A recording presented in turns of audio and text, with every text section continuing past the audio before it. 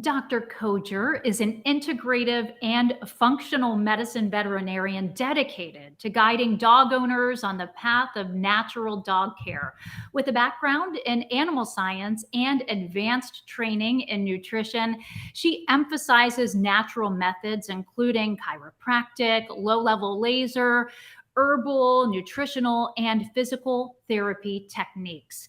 Dr. Coger advocates for raw natural diets and is well known in the media for her expertise. She is also the founder of the Healthy Dog Expo and an author in the field of holistic veterinary care. Dr. Laurie joins us from Albany, New York. Dr. Laurie, welcome to the show.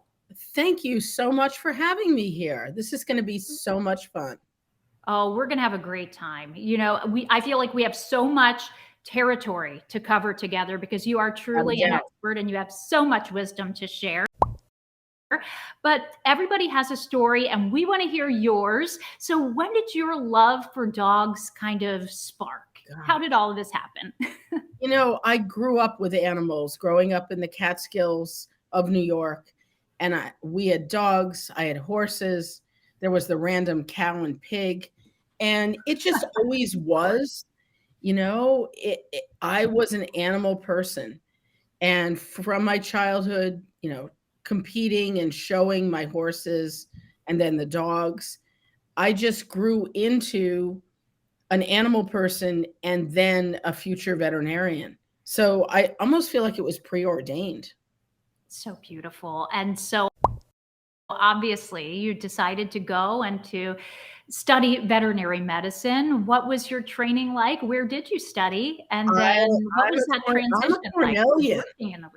I'm a Cornellian. Wow. I was introduced to Cornell. I competed and was part of 4-H, which was the best place for an animal kid to be where I was growing up. And 4-H, of course, is affiliated with New York State's Cooperative Extension, which is part of Cornell.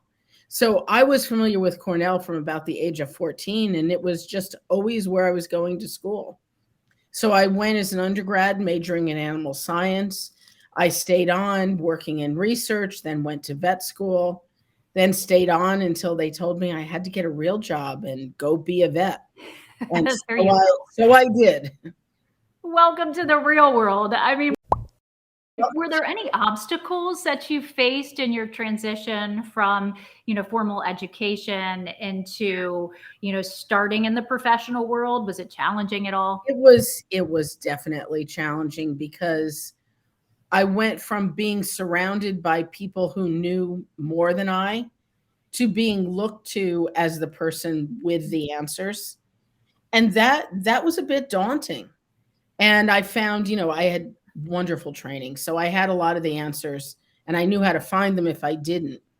But it was an adjustment. It was definitely an adjustment. So, and we learn so much through life experience, don't we? Did you find that any of your personal experiences, really helped you as you were practicing and having your own practice? Completely. My personal experiences, generally, like most integrative, holistic, functional medicine vets, my experiences came from my own animals. And with each of my own animals' problems, I learned and I grew and did better. And my first dog had immune-mediated hemolytic anemia, which is a fancy way of saying he was destroying his own red blood cells. Wow. Everybody gets, that's not a good thing. And that must have been such an emotional journey for you too, wondering what in the world is going on here. It took me longer to figure it out than in hindsight I wish it had. But, the journey was the gift. I definitely caused that disease by over-vaccination, which at the time we thought was appropriate vaccination. Sure. So I don't feel guilty about it, but it was a learning thing. And through him, I came to natural diet. I came to some integrative methods. He, thanks to what I was able to learn, lived a normal lifespan and was able to come off medication and did really well. And then, the next dog came along with their lessons to teach me. So with each dog, we learn. Oh, absolutely. And then that experience can help us when we encounter others who are going through things as well. And that's just a beautiful opportunity in life, right? To pay it forward, to use our knowledge and expertise to serve others. And I know you do that so well. And you created actually the Healthy Dog Expo, which is in its 5th year in 2024. Yay, congratulations. How did it start, and what was really the overarching mission of the Expo? Was it education? Was it creating community? Was it both? What's your inspiration? In a sense, it was both. And, I guess the primary mission was sharing the knowledge. And I always say, I am blessed with such a network of friends in our veterinary and pet professional community that I get to share them with the public to say, hey, I might not have the answer, but I have this awesome friend who does. So a lot of it was to share that education, but also for the holistically minded dog owning community, they don't have the resources out there that they want. And I wanted to create a space where if somebody wanted to learn about raw feeding or alternatives to vaccination or Chinese herbs or any physical modality, that I could at least pull you all together, put you in one room and say, here's some content, learn from this, and keep in touch with each other and build that community to support each other and share who they knew and who helped them with their dog. So that was the starting goal. And it has just exploded. Last year, or actually the post-COVID year, was my biggest year with over 400 people coming out of their masks, coming from all over the world.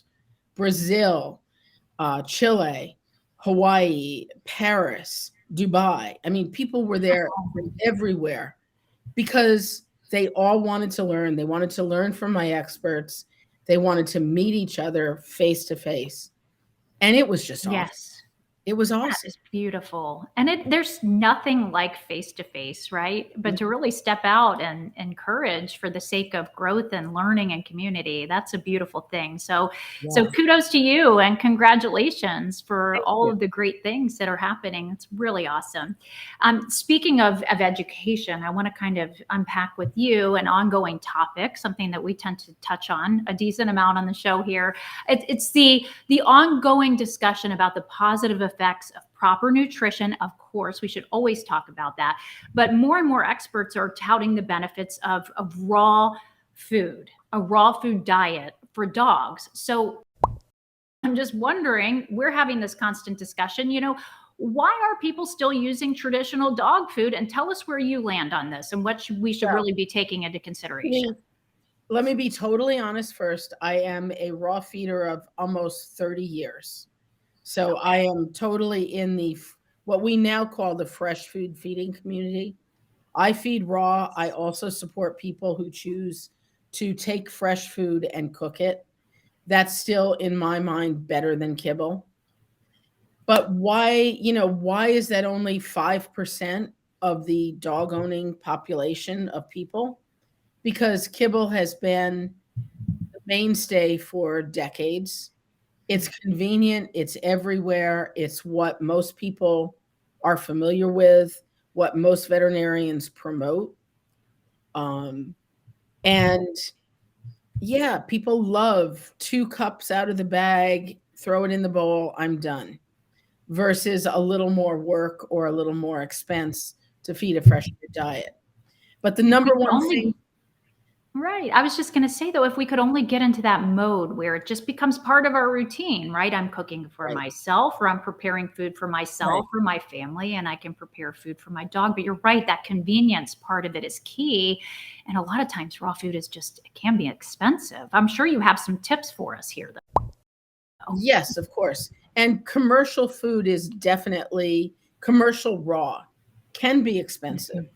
And it also can be a great value. I think the single most important thing you need to remember when you switch to a fresh food diet is that you can't just compare food costs. You must compare the savings in veterinary bills that you will incur, or you will recoup, I should say, when you feed your dog better. All of a sudden, you're not going to the vet and dumping $150, $200 when your dog has a skin infection or GI upset or ear infections.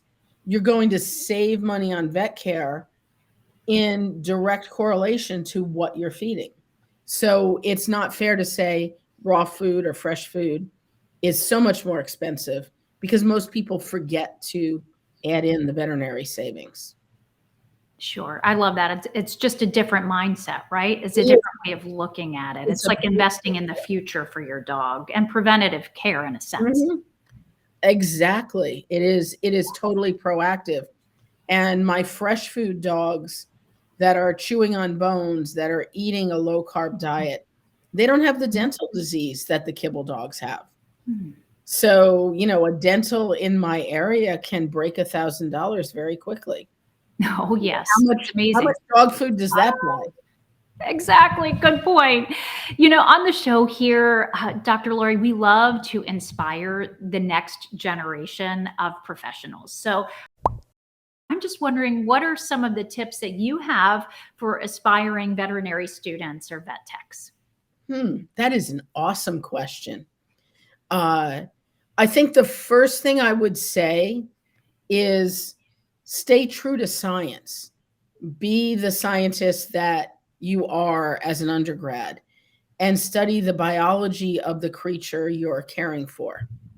So, for example, let's take the cat. And cats get second billing to dogs all the time. And I feel like they get shortchanged. The cat is an obligate carnivore. They're predators. They're the animals that you can open the door and say, good luck to you. And they'll go out there and they'll kill prey and they'll thrive and they'll reproduce and they're just amazing. But yet we feed them dry food in the pet world, which is a minimum of 40% starch, which they have zero requirement for. It's no wonder cats get kidney disease, diabetes, other problems at alarming rates because we're not respecting their biology. So that's the message for the aspiring vet is respect the biology of the patient animal creature you're caring for. Wow, an awesome message, really. I love it. You always It's you always simple. keep it real, Dr. Laurie. I'm going to shift gears now for us, and we're going to get in our feelings, Dr. Laurie. It's a segment that we call "How Do You Feel?" Oh, this looks like fun. Okay, are you ready? Bring it on. Let's do this. So, how do you feel about the findings that said grain-free diets were a direct cause of dilated cardiomyopathy in dogs? Hmm. I feel that the science that was used to back that is very faulty.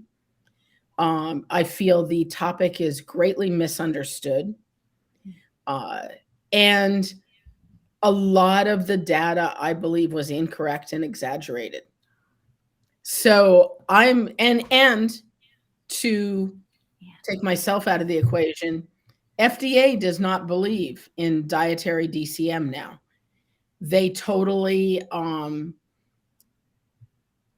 not going to say debunked, but they totally walked back their initial statements and said, this is not proven.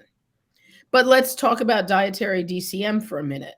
Number one, not all dilated cardiomyopathy, which is a condition where the heart enlarges and is ineffective.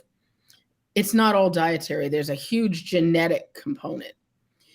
Different breeds have high incidences of cardiac disease. To say that the level of taurine, which is an amino acid, a building block of protein, low levels of that caused all these dogs to allegedly have a heart disease, I think is pretty sloppily proven. They relied on owner's data.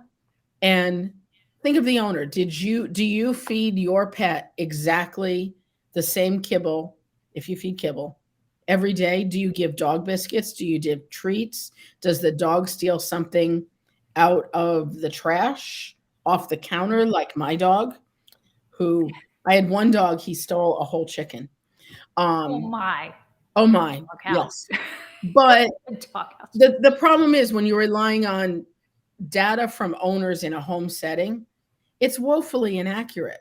Did they actually buy the same food all the time? You just can't say. Beyond that, I have veterinarians saying, okay, add grains to your food to get the taurine level up because it's grain frees that are the problem. Well, guess what? Taurine, the amino acid of interest, only comes from meat.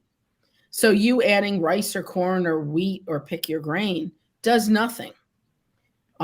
You need to increase the proportion of meat, which guess what? Fresh food diets, whether cooked or raw, are meat rich.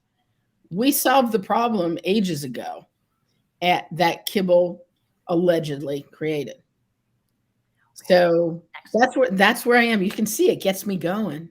Oh, I know. Hey, and you're going to keep it real every time. And I love that about you, Dr. Laurie. Yeah. Okay, our next question is this, and I have a feeling you're going to be passionate about this one as well. Mhm. How do you feel about billy sticks? Bully sticks? I am Yes, not a bully, not Billy. I'm going to ask Bully that question sticks? again. How do you feel about bully sticks? Bully sticks. So I am not a bully stick person.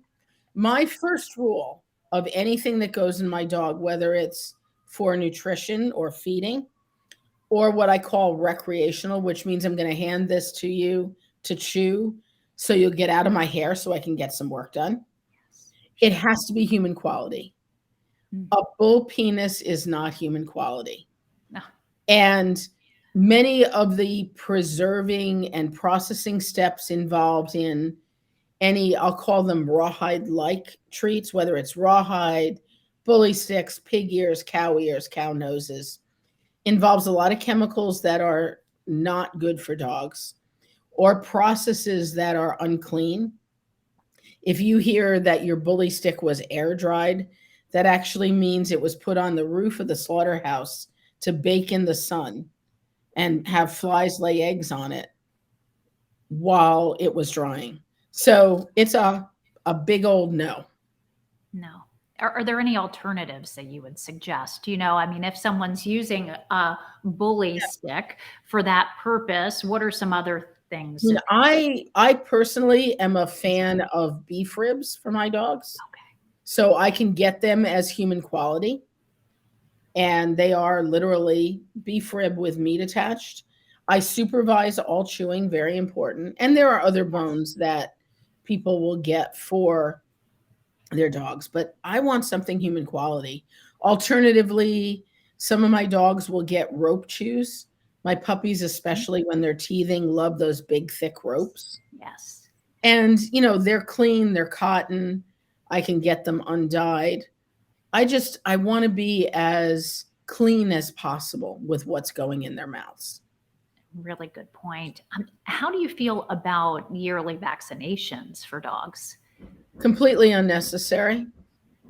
Our vaccines in the veterinary world are incredibly effective. And for example, the average distemper parvo vaccine by scientific study lasts 9 to 15 years. So why in the world would we give it each year? Yes, we do a puppy series, if you will, a couple of puppy shots. But beyond that, we can measure blood levels of antibodies, prove the vaccine worked, and then be done vaccinating that dog. If they are already immune, we can't make them more immune.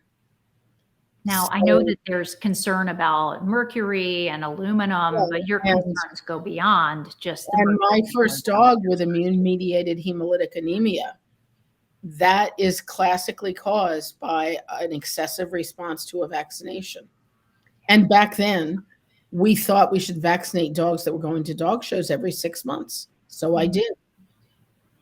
And Oh, you thought you were doing the right thing. I mean, you were thought I was doing what was recommended. exactly. So no to yearly vaccines. Um, you can go to my website and easily and scroll down my blog and find all the details and find my vaccination protocol and what I would do for my patients. But always proceed thoughtfully with vaccination. How do you feel about the viewpoint that says that kibble actually helps to clean our dog's teeth? That is, talk about mythology. So thing number one, if your dog is nearby you, pick up their lips and look at their teeth. Do those look like teeth that would grind up food, or do they look like teeth that would shred meat? My dog's teeth are very sharp, angular, designed to shred meat. Dogs don't chew. So to say, oh, they're going to chew their kibble, no. Anyone whose dog has thrown up after eating quickly knows the kibble's all in the same shape it went in. Saw that the So, other day. and further, the kibble is at minimum 40% starch because that's what you need. And the dog has no enzymes in its mouth to digest starch. So guess what? The bacteria on the dog's teeth are having a field day because they've now got food. So if anything, I would say kibble worsens tartar accumulation on the dog's teeth. Okay. So, how do you feel about CBD and its benefits for dogs? CBD is a really interesting compound. So, point one, most medications come from plants and cannabis or hemp, depending on what you're deriving it from, just another plant. There are awesome CBD products out there. There's also a lot of snake oil. I have friends that are professionals in the CBD industry, and they're treating cancer with CBD and exceeding the outcomes that conventional chemotherapy gets. So I am a believer in a quality CBD used under the advice of someone who really knows what they're doing. The trouble for the consumer is finding someone who really knows what they're doing and not succumbing to the snake oil. I've also seen CBD do great things for seizure dogs, for anxious dogs, for behavior issues. But again, it's getting the right product. You're right. And then also getting that help from your Getting doctor the support. or veterinary professional, like you were talking about. Thank Yeah. you so much for getting in your feelings with me. You did an awesome job, Dr. Laurie. Thank you. So we're going to go and just ask you just a couple more questions. I hear that you're gearing up for a doggy summer camp in September. So I wanted to give you a chance to tell us about Oh my the gosh, yes. Canine Camp Getaway. Yeah. So it was funny. I was talking with a client today and we were talking about people going on vacation and they don't go on vacation because they have dogs. And I said, well, I go on vacation twice a year because I'm the camp vet at Canine Camp Getaway. So I take There you my go. dogs on vacation. And Canine Camp Getaway is one of the country's very few dog-friendly, actually dog-centric vacations. So we go to a resort. We literally take the place over. The dogs come. All the activities for everyone are dog geared. So we have agility, we have barn hunt, we have dog frisbee, we have dog skateboarding, we have barks and crafts, we have yappy hour every day. Yappy hour. Hiking, swimming. The dogs are in the pool. It's the dogs. Wow. Actually, we have not one but two motorized cars, Nice. and the dogs drive we drive the car, but the dogs think they're driving. Right. So They think they do. I love that. and, dog people can be a tad eccentric, but They are we're sometimes. also a community. And when we come together and everybody understands everybody and everybody gets, look, my dog is the most important thing in my life. It's just refreshing. So the end of September, I'm off to the Blackthorn Resort in the Catskills. There are actually 2 dog camps back to back. I'm taking both. So I'll be there for, I think, 8 days total. I can't wait. I can't wait. It's going to be amazing. It's going to be amazing. Our audience wants to learn more about the camp and also about the Healthy Dog Expo. What's the best way for them to go about doing so? So I see you already have my links in the in the captions, but healthydogexpo.com, healthydogworkshop.com will get you to me. For camp, it's Canine Camp Getaway, and we spell out canine, CANINE. But yeah, there's still openings, and it is just, it's a unique experience. And we have people from all over the Northeast, from Florida, from Texas, California, people that are true dog lovers. Yes. And well, it's awesome. It just sounds like a blast. So, I mean, why wouldn't you want to go and hang out with Dr. Laurie, right? And all of the awesome dog moms that are out there with you. It sounds like a blast.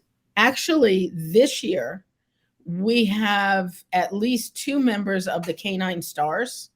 I don't know if you know the Canine Stars yet, but if not, I'll be sure to introduce you. They were on America's Got Talent. How fun. Most recently, and did, according to Howie Mandel, the most awesome dog act he has ever seen. So you got to check out AGT and Canine Stars, but they will be actually doing training sessions. So if you want to learn from somebody who, you know, wins on AGT, go for it. There you go. Why not? You heard it, dog moms. You heard it here and from Dr. Laurie. So if you want a great time and to get away and mingle with awesome dog moms and have your pup make new friends, go ahead and make it a priority. Dr. Laurie Coger, it's such a delight and a pleasure spending time with you. Thank you so much for being on the show. Oh, so glad you were able to get to me. This is awesome. This is awesome. And I know you're going to reach an amazing number of people. Thanks so much. Thanks so much for watching this Dog Mom News clip. Be sure to like, comment, and subscribe to our YouTube channel for more awesome and informative Dog Mom News content. And while you're at it, ring the bell so that you can find out about more content in real time. You don't want to miss it. Thanks for watching, everyone.